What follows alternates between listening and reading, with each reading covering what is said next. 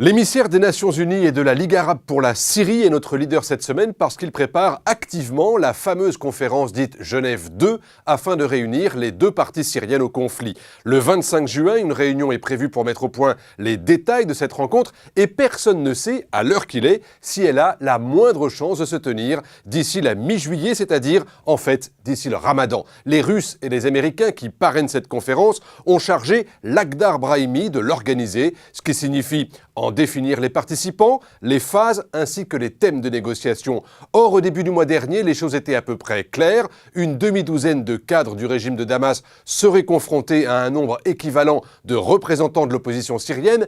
Et une fois que les pays de la région, invités à cette rencontre, auraient en quelque sorte béni cette initiative, les deux parties auraient négocié une période de transition à l'issue de laquelle, selon les Occidentaux et les pays arabes, Bachar el-Assad se serait retiré du pouvoir. Aujourd'hui, la plupart de ces grands principes ont tout simplement volé en éclats.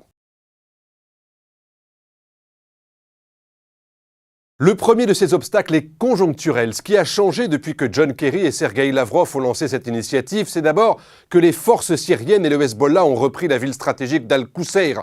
Ensuite, que les Français et les Britanniques ont apporté la preuve d'une utilisation d'armes chimiques par le régime de Bachar et que les Américains, finalement, ont décidé d'armer l'opposition syrienne. Les Russes affirment que les Occidentaux cherchent ainsi à saboter le processus de Genève 2. Washington, Londres et Paris répondent qu'il s'agit uniquement de rééquilibrer le rapport de force entre les rebelles et le pouvoir de Bachar. Au G8, Obama et Poutine ont dit qu'ils feraient tout pour que Genève 2 se tienne, mais pour les insurgés, il est hors de question de se faire convoquer à Genève pour y être marginalisés et pour qu'on leur dicte leur attitude. Le dernier obstacle s'appelle Alep, la deuxième ville de Syrie. À l'évidence, les forces de Bachar veulent reprendre cette ville pour arriver en situation de force à Genève, et les insurgés souhaitent que les Occidentaux et les pays arabes leur donnent les moyens de défendre Alep pour ne pas avoir à négocier ce qui s'apparenterait à une reddition.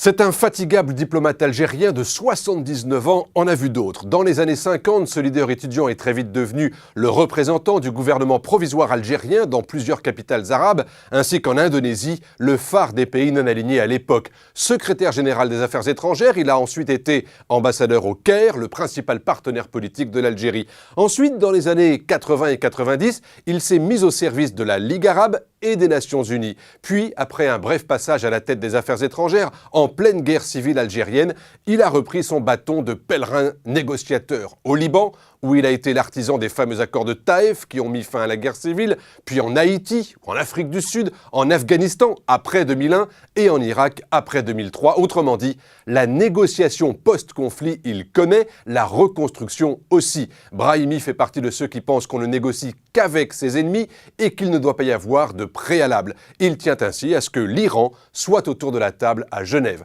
En succédant à Kofi Annan sur ce dossier syrien, il n'était guère optimiste. Il l'est devenu après l'accord de principe entre Américains et Russes. Aujourd'hui, plus rien n'est vraiment certain et une partie de l'avenir de cette région est désormais entre ses mains.